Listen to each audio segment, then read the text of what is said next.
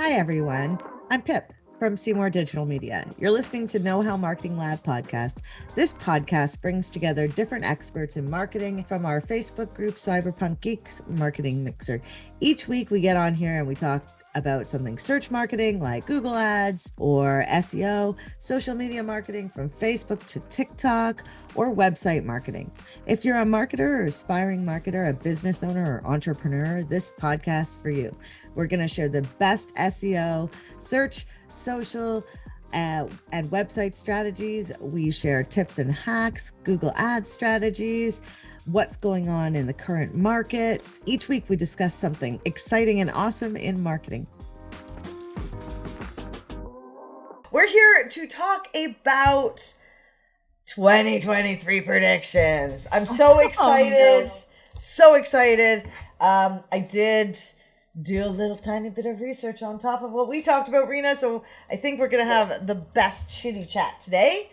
I think it is probably one of the most fun things because it makes you look at what's really going on. Lots of different people saying lots of different things. Aura shared an article from Google, and that was pretty interesting. So we're going to get into that. If you're joining us for the first time or you're joining us on YouTube or Facebook business page, I'm Pip, Seymour Digital Media, and this is Rina Little from Littleworks Indie Media.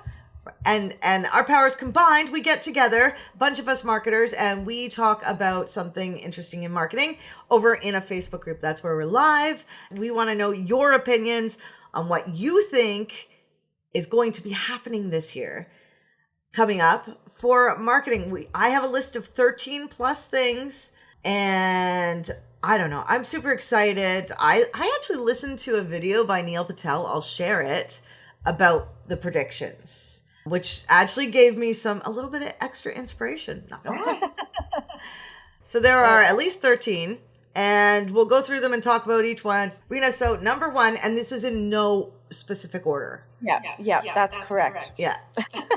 So number one, influencer marketing will evolve into a common marketplace tactic. What do you think?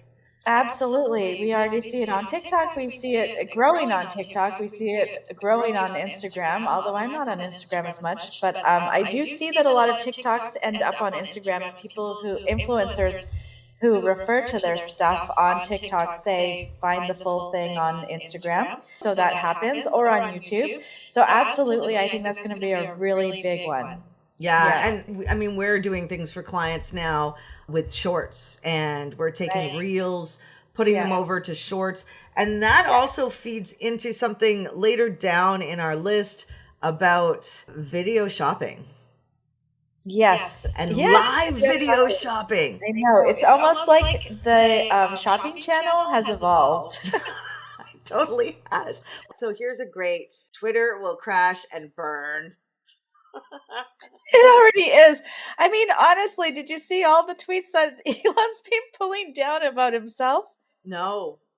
Oh my goodness. So the free speech guy is like, just not only is he pulling down things that make him look poor, like, for example, he was brought up on, I forgot whose comedy show, maybe it's Chris Rock or somebody like that, but he was pulled up on stage and booed for 5 minutes. So somebody took a video of that, posted up, a few people did actually post it on Twitter, and he removed those and the accounts that posted them. So, I mean, talk about censorship. I mean, his whole censorship argument just completely falls apart, you know? Yeah. I heard some of us knew this from the beginning. It's just really convenient who you decide to take down and who you don't decide to take down, you know? Cray cray. Who says cray cray? Who's that? I would tend to agree. That's awesome. Yeah, so Twitter is its own beast of morbid fun. To be honest, I'm not on there. I'm on TikTok, it seems. I get carried away. Does that phrase not make you want to break into song? It totally does. Okay, so far we got Twitter and we got influencer marketing and how that's going to change, which led into video, live shopping. Top industry leaders will pay to get noticed. What do you think about that one? Yeah, for sure. I think that's already happening. Isn't that what influencer marketing kind of already is? And sort of. But I think, yeah, absolutely, we're going to move into more of that. It's just people are moving away from the straight up advertising, and it does get a little bit boring, quite frankly. It's also weird though, on TikTok. I mean, especially beauty influencers. For some reason, I follow a couple. I'm not sure why. Never my thing before.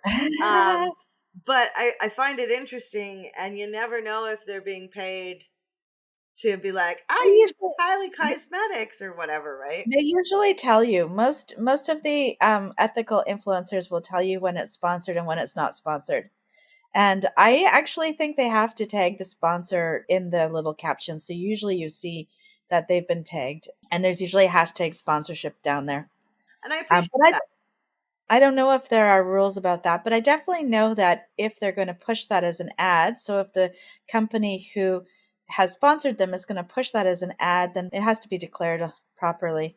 Well, with the S&M teddy bear babies, the big kerfuffle. I don't know what brand it Oh, was. I don't think I heard about that. Oh yeah, yeah, yeah. So a fashion brand decided to dress teddy bears in S&M gear and have like they were teddy bear backpacks or something. I don't know. It went terribly awry, and the photographer ended up getting like death. Oh, this is the what's it, the B brand. I forgot what they're Yeah, called. Yeah, yeah, I yeah. did hear about that.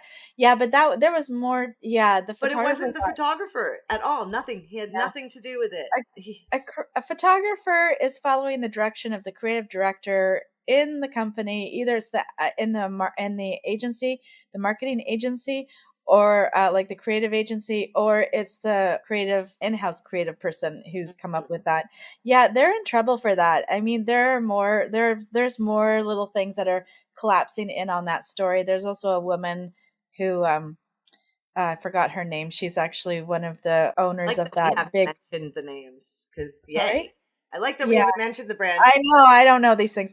But yeah, she's actually, like, this has become a whole thing into the abuse that's been happening within the fashion industry and some of these really big brands. So the large company that owns a lot of the big high end fashion brands, they're the one of the granddaughters of the owner is suing a lot of them for sexual abuse now when she was a child.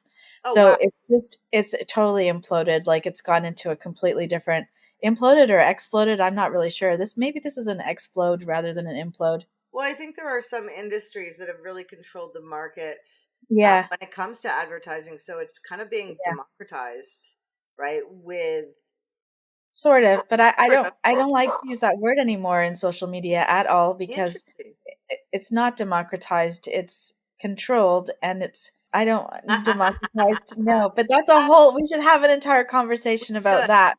But that's Yeah. it gets into the political realm of marketing, which marketing often, like with the Elon Musk thing, right? Like you Well, end up it does mix sometimes. We really try to stay specific on marketing and some of the funny aspects of, well, if you're other things. trying, Oh, go on. yeah, if you're trying to sell lifestyle, then lifestyle that is going to hit like, you can't really You can't sell a lifestyle without hitting politics in some way. and choosing, Or yeah, or yeah, yeah.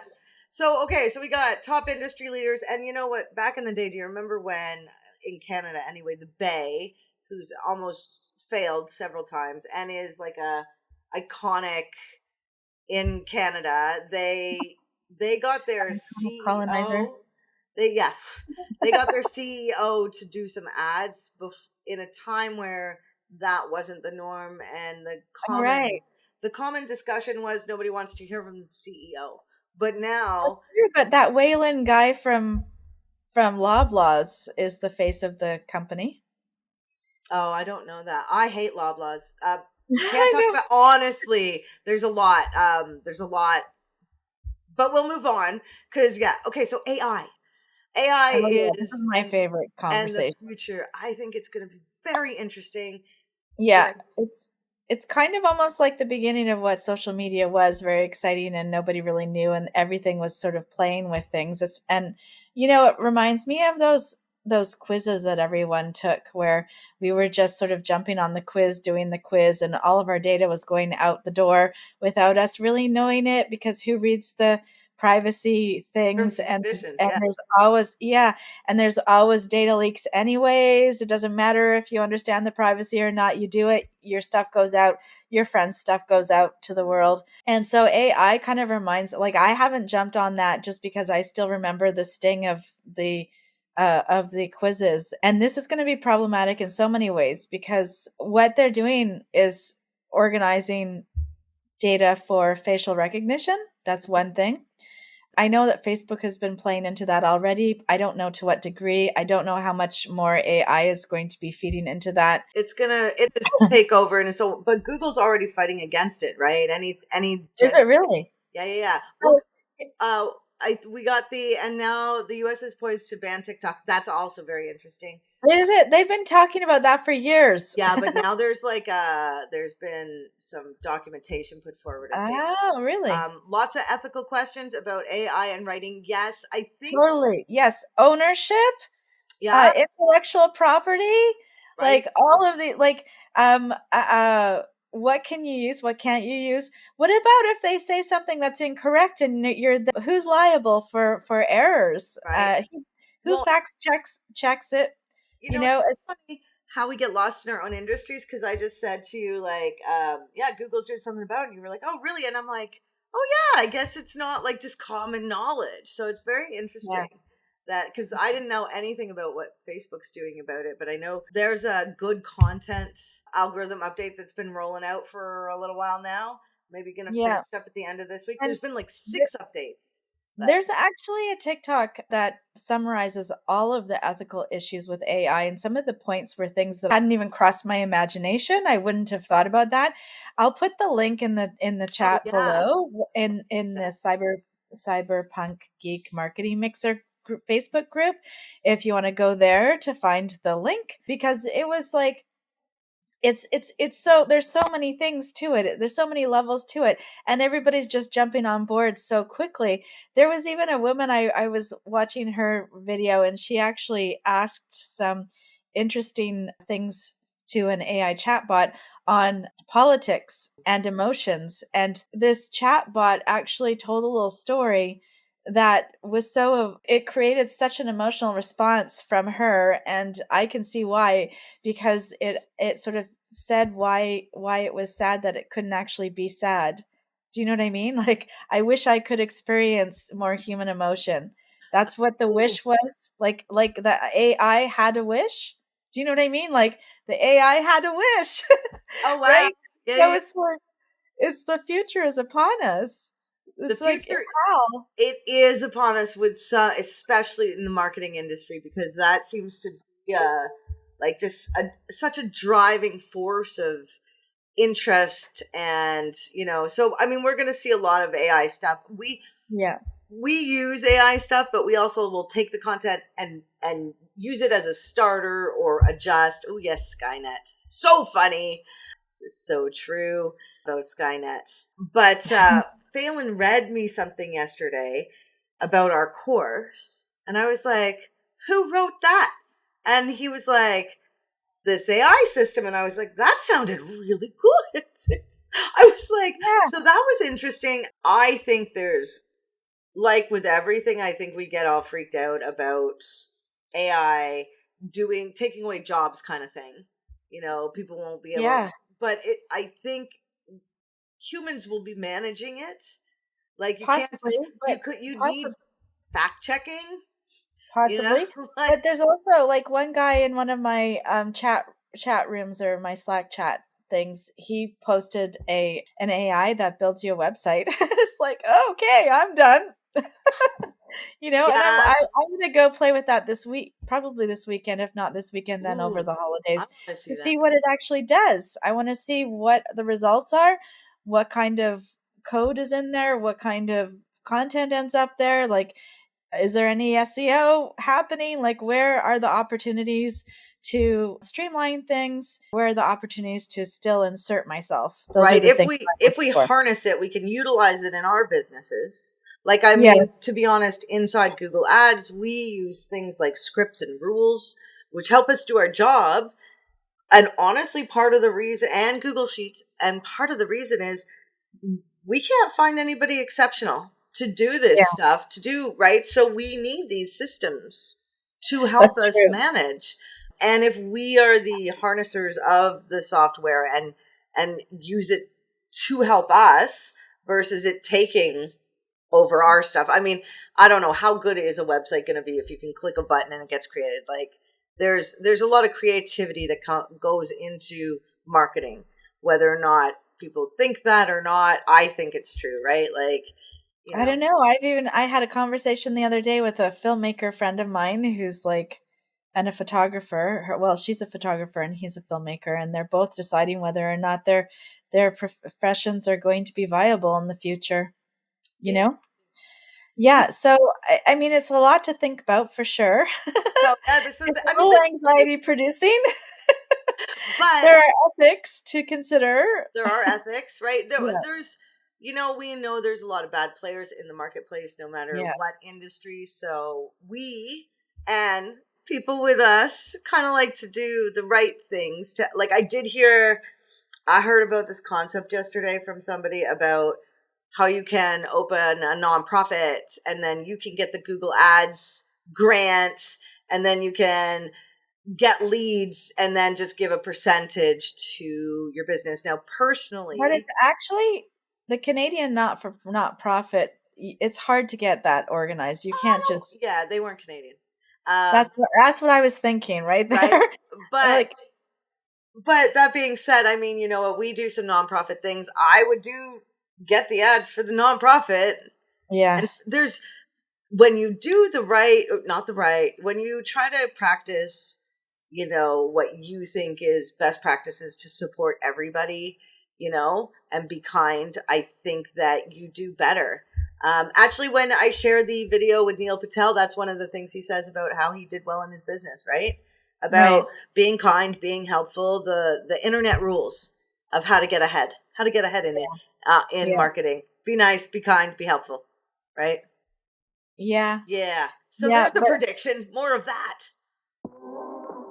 Want to know more about SEO? We've got a class for that. Our mission is to educate students about the right tools, techniques, and strategies to grow their businesses using the most up to date search engine marketing optimization techniques and tools. Find out more at knowhowmarketinglab.com. yeah, Rita's like, oh. I like that idea, but I don't feel like a lot of people that have done well have done that. So So people are people are still still putting putting out out highly highly clickable, clickable, highly highly reactive reactive posts posts to to get get those those to to get get that that algorithm algorithm going. going. So I So I saw saw one one today. today. They're either something that's super inspiring and super fun, and people just go, yeah, they go, yeah, because LinkedIn puts those really fun little automatic reaction words that you can comment with. You don't actually have to think about what to say, you just choose one. Mm, And if you've got the right post with the right group of people, you can really game that algorithm, which is great. oh, So game that's one system. thing. That's Yeah. interesting. And then It's there are some really great third-party apps that you can use to do things like send in mail. You can do, and you can scrape contacts, and there's just a lot of things that are starting to cater to LinkedIn, and they've changed their groups run really well. Their personal profiles run really well. I don't find the business pages are particularly great. The ads cost a lot. You can do retargeting ads on LinkedIn. You didn't used to be able to do that in the olden days. I think those retargeting ads could be quite useful for the right people, for the right business. So they seem to have moved a little bit away from being the place where you find jobs and post for job opportunities to actually doing business, which I think is a big shift. it's interesting because so I have LinkedIn pages. I am in groups. I don't spend much time there. However, when LinkedIn came out, yes, I'm that old. I never had to look for a job again. I got headhunted. I was in marketing sales. So I have a very soft spot. I will tell you, like LinkedIn probably saved my life. Getting headhunted, right? Yeah. And so I do have soft spot, but I think it's a good platform for business B2B, but who's on there, right? Like who's spending time on there? Is it the employees? Is it the CEO? Is it the CFO? Like who? Everyone's spending time on there as far as I can see. Everyone. I follow CEOs, I follow business influencers, I follow regular people. And it's just really great because Business focused, maybe a little more than like other platforms. I would say it was business focused for a very long time, but now you get a lot of weird, I call them weirdo posts that I feel really don't belong on LinkedIn. But again, they're set up to be sort of not clickbaity, but to get a reaction from people so that they can get that algorithmic social proof. So if your post is going out to thousands of people and you're getting thousands of likes, then that somehow gives you some kind of social proof or clout over the next dude. Don't we all look when we're in LinkedIn like at the like because I think the LinkedIn has the cutest little symbols for like Yeah, they do. love, I like right? the one with the And so hand you with do the look at heart. those, you're like, what's going on? You Yeah. know? So okay, Yeah, what's it's really it gonna cute. be? It's gonna I be like the applause. That's my favorite. It's oh like yeah, yeah, yeah. very good, very good. Yeah, yeah, yeah. I like that. So I think okay, so I think that's gonna grow, and I mean, I can even feel myself wanting to go back over there, but I have a soft spot. I mean, haven't we all noticed that our LinkedIn DMs are just packed? We're just getting way more. I don't respond honestly, like I don't unless either. I've met you or we've made some Yeah. connection, then I'll be I'll Oh, be really, hey? connected. Yeah. But I mean it, and there's a lot of I find there's a lot of junk, and then they're There's trying a to lot sell of me junk. stuff. That's what I mean. Like, I think that, but it must be working. Otherwise, people wouldn't do that, right? So I Well, figure is it's it working or is it are well. I was potentially talking to some the vanity metrics like I got like 55 new leads, blah sometimes. blah blah. You know? Well, I don't know, but I did talk to a fellow who specializes in LinkedIn for his clients, and I'm looking at Smart. maybe perhaps getting some work done with him. And he was saying that it is just a numbers game, that you put out enough and you get, I can't remember what he said the ratio was, but you put out enough that's fairly targeted, and then you get leads and sales from that. So we'll see how that goes. But again, he uses a couple of different methods. One is the inbox thing, and I find that really annoying Hmm. because I don't like the way they set up their questions. You know, I had somebody send me a question and I gave a very thorough answer because it was a person that I knew, only to find out later that it was I got like when I Automated, gave the answer, I got a heart response and I'm like, that's weird. And it turns out it was her VA of course. sending me the questions, and I'm like, I don't dig that. So I like LinkedIn when it's actually used for real personal touch networking, like, as This is if you're the thing, meeting though. in person.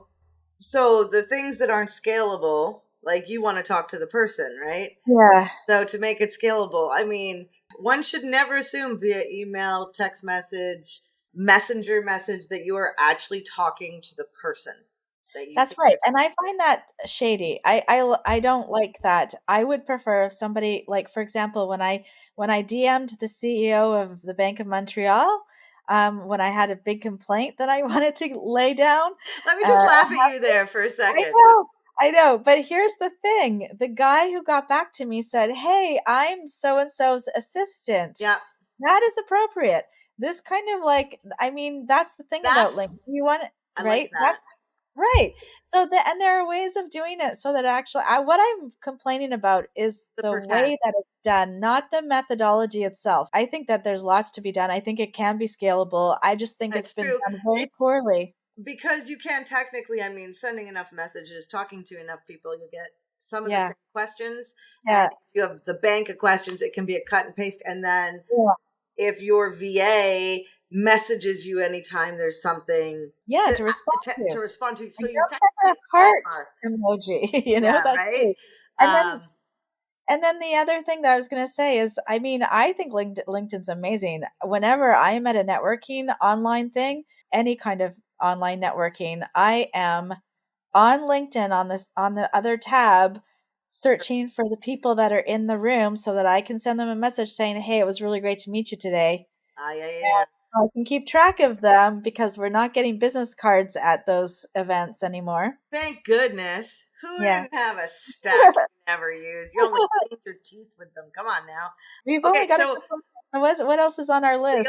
we got live and short video content, huge, Mm. right? Like I don't know about you all, but I find it just a fast, effective way to communicate information. I did a little poll in our cyberpunk geek group, and everybody was into reading the articles and not watching videos, and I was stunned. It's good to have What do you both. think of that? So because every people are different. I usually go to YouTube to watch videos. I want to read blog posts. I haven't had time. I have people I follow. I love their stuff. It's open. How many people have a tab open with a blog article they want to read still, and it's been like 3 days. I know. I have a whole I have a whole bookmark section for read. It's called Read This that I never get back to. Yeah, But if uh, there's a video, then I can kind of play it while I'm doing something else, right. you know? Yeah. So both is good. I mean, we do put Yeah. this video live, Facebook video live on YouTube. On we use it as a podcast now. I think some people are doing Yeah. blogging. It's interesting information. So I think Glenn is saying, yeah, me too. Connecting in real time on LinkedIn is good for networking. Yeah, I think we should connect over there. Saying. But Totally. I don't know about the Facebook groups. I don't know what Rena's talking about.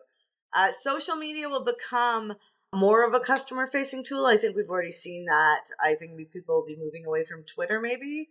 And like, Ah, man. I thought that was good. So how many of us have messaged companies on different social networks? And what social network would you message a company on to get a response? Like, Yeah, where did that's you it. message Like the that. bank, dude? Yeah, I did. I on LinkedIn for sure. Okay, so Yeah. LinkedIn. Okay, that Yeah. might be one. Yeah. Um, Now, I do go to LinkedIn a lot actually to find people to research to see who they're about, what their companies are, what else they've done in the past, what their affiliations are, because you can list out, you volunteer, your associations that you're a part of. Like you get a really good, complete view of a person without actually having to ask them any questions at all. Right? Yes, it's true. So we're getting asked short form video on YouTube. Good idea or no? Yeah, I honestly we're helping a business owner and we switched to There- repurposing their content and optimizing it. And actually, cute as they are, so I optimized a video for them, a long form actually, and so they copied what I did, but they missed a couple things, and so you could actually see the number difference between the Oh, optimized video and the unoptimized video, which it wasn't that much, but it was enough. That being but said, the short video is on YouTube has bumped increase in their website visits. I found it was a bit of a slow burn when I started doing the YouTube shorts. And the one thing that you have to also remember is that when you do YouTube shorts, you can't embed that video onto your website. So then you're not able to do the SEO juju for your Well, you can website. actually make, I mean, you still optimize the text. You can add an SRT file, you can do location, No, no, that's not what I'm saying. I'm but saying that it's you not can't. going to the website. Yeah. Yeah, that's the part, and that's the part that I was kind of disappointed because I was ready to write up some blog posts and have the little video go with it, and it's like, oh darn, You you could do a know? longer video with the chapters. Yeah, and I like the Yeah. shorts. I think they're good. I think they look good. How do you optimize for short videos? Interesting. Good question. And with that, we gotta go. No, we are out of time. But two things: we'll answer this, and we'll take the rest of our predictions to Friday's All happy right. hour. Yeah. Okay. Yeah. If you want to talk about it more on Friday Like, with that'll be us, so 4 o'clock. exciting. Because we missed, these are the ones we quickly missed, and then Aura will answer your question. Cookieless future, voice search, inbound marketing is going to be a thing. We talked about AI, but there's VR and AR. Yes, it's all a lot, but so it's all virtual stuff, and that's going to grow. And then small businesses are going to get more savvy taking courses. How do you optimize for short videos? So if you were trying to rank on YouTube, right, Mhm. that's the best strategy, but it does seem to help you on your website with new visitors. That's what we've seen with a couple people. Now you have a description in your video, you add the SRT file, you add the location, there's a little spot you tick for the location, right? And maybe you add the most important end card if Yeah. you can. And I think that people should really try using a title, not generator, but I forgot what we call it. I've lost the word, but the checker, like a title checker, and it gives you some ideas of how to amp up your titles a little bit. Mm-hmm. I use one all the time. It's Me like, too. yeah, totally. I put everything through because otherwise my titles are boring because I'm not a writer. You want to have that emotional connection. You want to provide that emotional connection right in the title to get that first, interest. Yes, TubeBuddy. I love TubeBuddy. The other thing to do at the bottom of the video, you could make the chapters. I mean, they don't show up on a short, but just having link back information to all your digital assets, right? Or Oh maybe yeah, to get I your put quiz or yeah. whatever, right? Yeah, always link back to your site. That's just rule number one. Always link back to your site. Yeah, yeah. And you know what? With live videos, technically, I think we'd see more juice if we went in and optimized them after. And that's all we got.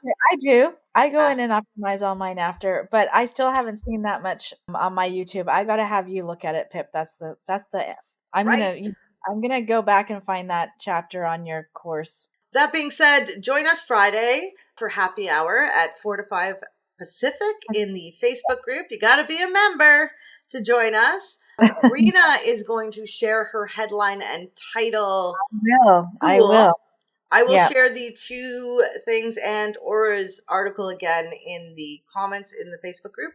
And next week, we will see you next week for the last live of the year. Oh wow. Yay. All right, bye. Bye. The conversation never stops in our Facebook group, Cyberpunk Geeks. Join us at facebook.com/groups/cyberpunk geeks to ask your questions, meet new friends, and learn even more about search, social, and websites.